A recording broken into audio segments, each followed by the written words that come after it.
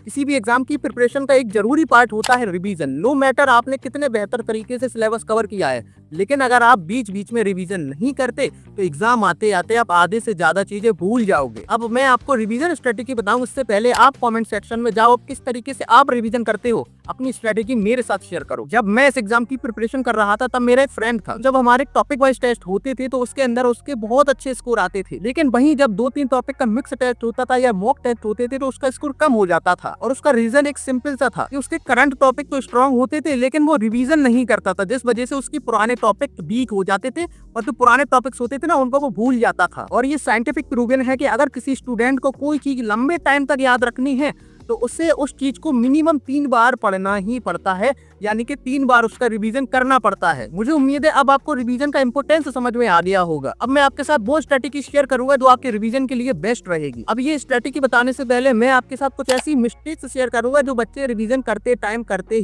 हैं। तो अगर आप भी वो मिस्टेक्स कर रहे हो तो उन्हें आज ही रोक दो। सबसे पहली मिस्टेक जो बच्चे करते हैं वो नोट्स पलटना स्टार्ट कर देते हैं, यानी कि वो रिवीजन का मतलब समझते हैं कि उन्होंने जो नोट्स बनाए हैं उसके पन्ने पलटना स्टार्ट कर दो, वहां से थ्योरी पढ़ना स्टार्ट कर दो, वहां से फॉर्मूले देखना स्टार्ट कर दो। लेकिन जो आपका ये निमसेट एग्जाम है या सीयूईटी एग्जाम है, यहाँ पर आपकी मैथ आने वाली है, रीजनिंग आने वाली है, और मैथ और रीजनिंग आप प्रैक्टिस करके सीख सकते हो। तो आपको रिवीजन करते टाइम क्वेश्चंस प्रैक्टिस करने हैं, ना कि नोट्स के पन्ने पलटने हैं। क्योंकि जब भी आप नोट्स देखते हो ना तो आप वहां पर इजी चीजें पढ़ लेते हो और जहां से हार्ड चीजें पढ़ने का टाइम आता है तो आप उन्हें छोड़ देते हो या आपको आलस आने लगता है। इसलिए नोट्स के साथ रिवीजन करने से बेहतर है आप क्वेश्चन सॉल्व करके रिवीजन करो। इसके बाद दूसरी मिस्टेक जो बच्चे रिवीजन के दौरान करते हैं वो ये है कि वो वीडियो लेक्चर्स देखते हैं, बहुत ज्यादा वीडियो लेक्चर्स देखते हैं, रिवीजन करेंगे तब भी वीडियो लेक्चर देख रहे हैं या वो थ्योरी पढ़ रहे हैं। तो आपको ये मिस्टेक भी नहीं करनी है। आपको रिवीजन कैसे करना है वो स्ट्रेटेजी के साथ मैं आपके साथ अभी शेयर करूंगा, लेकिन ये गलती आपको नहीं करनी कि आप रिवीजन के लिए थ्योरी देख रहे हो या वीडियो लेक्चर से देख रहे हो। इसके बाद तीसरी गलती जो बच्चे करते हैं वो नोट्स नहीं बनाते। अब आप बोलोगे भैया अभी तो आप कह रहे हो कि आपको नोट्स के पन्ने नहीं पलटने, लेकिन अब आप बोल रहे हो कि आपको नोट्स बनाना है। यार देखो, एक विजुअल मेमोरी सबसे ज्यादा जरूरी होती है। जब भी आप मतलब एक टॉपिक को अलग अलग जगह से रिवीजन करोगे ना या पढ़ने जाओगे तो आपके दिमाग में एक पिक्चर नहीं आएगी, लेकिन अगर आपने अपने नोट्स बनाए हुए हैं तो जब आप बार बार उस टॉपिक को पढ़ोगे, उसके क्वेश्चन सॉल्व करोगे तो आपके दिमाग में एक पिक्चर आएगी कि इस पेज पर ये फॉर्मूला लिखा हुआ है या इस पेज पर इस तरीके का मैंने क्वेश्चन सॉल्व किया हुआ है। तो विजुअल मेमोरी बहुत ज्यादा जरूरी है, इसलिए आपको नोट्स बनाने हैं। अब हम बढ़ते हैं रिवीजन स्ट्रेटेजी की तरफ। तो जैसा कि मैंने आपसे अभी बोला कि आपको मिनिमम एक टॉपिक का 3 बार रिवीजन करना है, लेकिन अब ये 3 बार रिवीजन कैसे करना है, क्योंकि ये तीनों रिवीजन एक दूसरे से अलग होने वाले हैं। तो आपका पहला रिवीजन होगा, जो दूसरा रिवीजन होगा और जो तीसरा रिवीजन होगा, तीनों अलग तरीके से आपको करने हैं। सबसे पहले बात करते हैं हम पहले रिवीजन की। यार देखो, जब भी आप कोई टॉपिक पढ़ते हो, मान लो आपने इस वीक एक टॉपिक पढ़ा, आपने मान लो बाइनोमियल थ्योरम पढ़ा, तो 7 दिन आपने बाइनोमियल थ्योरम पढ़ा। उसके बाद आपको क्या करना है, जिस दिन आप संडे को टेस्ट दे दोगे उसके बाद आपको उसका पूरा रिवीजन करना है। और इस टाइम पर रिवीजन करते वक्त जब आपने पहली बार टॉपिक पढ़ा है तो आपको दोबारा से सारी चीजें पढ़नी है, सारे टाइप के एक एक क्वेश्चन सॉल्व करने हैं, सभी पैटर्न के क्वेश्चन सॉल्व करने हैं। उसके साथ साथ आपको शॉर्ट नोट्स बनाने हैं, जो कि बहुत ज्यादा जरूरी है। क्योंकि जब आप पहली बार पढ़ते हो तब आपको ये नहीं मालूम होता कौन सी चीजें आपके लिए ज्यादा जरूरी है या कौन से फॉर्मूले हैं जो आप बार बार भूल रहे हो या किस टाइप के क्वेश्चन है जो सॉल्व करने में आपको परेशानी आ रही है।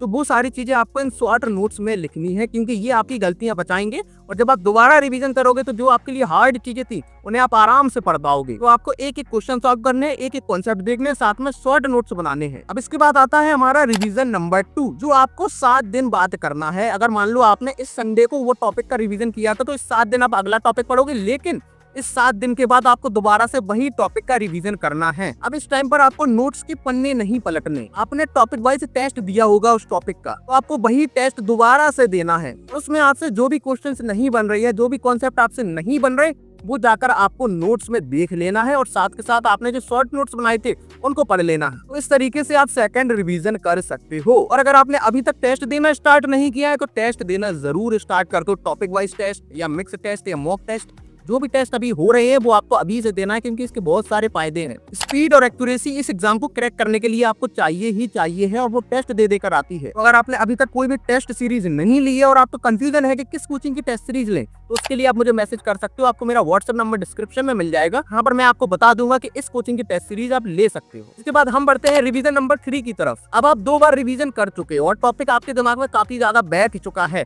तो इस टाइम पर आपको बहुत ज्यादा वक्त नहीं देना। अब आपको क्या करना है, मान लो आपके 4 टॉपिक हो चुके हैं, तो इस टाइम पर आपको चारों टॉपिक का मिक्स टेस्ट देना है। और अगेन आपसे जो भी क्वेश्चंस अब आपसे ना बने इस टेस्ट में, वो आपको नोट्स में देख लेना है, उन फॉर्मूलाज को देख लेना, या उसके अलावा जो भी आपसे कॉन्सेप्ट नहीं बन रहे वो आपको नोट्स में देख लेना है। तो सेकंड रिवीजन और थर्ड रिवीजन में क्या डिफरेंस था? सेकंड रिवीजन में आपने केवल उस टॉपिक का ही टेस्ट दिया, लेकिन जो थर्ड रिवीजन था उसमें आपने उस टॉपिक के साथ साथ 2-3 और टॉपिक्स का भी मिक्स टेस्ट दिया। तो इस तरीके से आपको तीनों रिवीजन करना है। और यहाँ पर मैंने आपसे बोला कि आपको 3 बार रिवीजन करना है, इसका मतलब ये नहीं कि केवल 3 बार, ये मिनिमम है।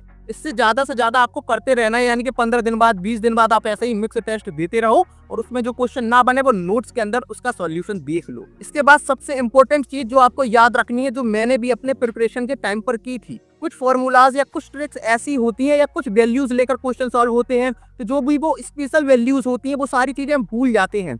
तो इसलिए हमें एक कॉपी मेंटेन करनी है जिसके अंदर वो हमें फॉर्मूलाज लिखने हैं। जैसे cos 3a का फॉर्मूला हो गया, ये नॉर्मली बच्चे भूल जाते हैं। आपको cos 3a का फॉर्मूला याद रहेगा, sin 3a का रहेगा, लेकिन cot 3a का आप भूल जाओगे। इसके अलावा बहुत सी ऐसी शॉर्ट ट्रिक्स होती हैं तो हम भूल जाते हैं, तो इसलिए हमें एक कॉपी मेंटेन करनी है जिसके अंदर हमें ये फॉर्मूलाज लिखना है और ये ट्रिक्स वगैरह लिखना है। जो चीजें हम भूल जाते हैं या जो चीजें हमें डिफिकल्ट रहती है याद रखने में, तो वो सारी चीजें आपको उस कॉपी में लिख लेना है और इन चीजों को हर रोज आपको देखना है। जब भी आप पढ़ना स्टार्ट करो, मॉर्निंग में अपना दिन स्टार्ट करो, तो उस टाइम पर इन चीजों को पढ़ लो। तो ये सारी टेक्निक्स का इस्तेमाल करने के बाद आप अपने सारे कॉन्सेप्ट को, फॉर्मूले को और सभी टॉपिक्स को अच्छे से रिकॉल कर पाओगे। तो आपको रिवीजन को अपनी प्रिपरेशन का पार्ट बनाकर रखना है। तो मुझे उम्मीद है ये वीडियो आपके लिए इन्फॉर्मेटिव रही होगी। अगर आपको ये वीडियो इन्फॉर्मेटिव लगी है तो यार इस वीडियो को लाइक कर देना। और यार हम 10,000 सब्सक्राइबर्स की काफी ज्यादा करीब हैं, तो अगर आपने अभी तक सब्सक्राइब नहीं किया है तो कर लो। और आपको नेक्स्ट वीडियो किस टॉपिक पर चाहिए वो हमें कमेंट सेक्शन में जरूर बताना। हम आपसे मिलते हैं किसी और वीडियो में।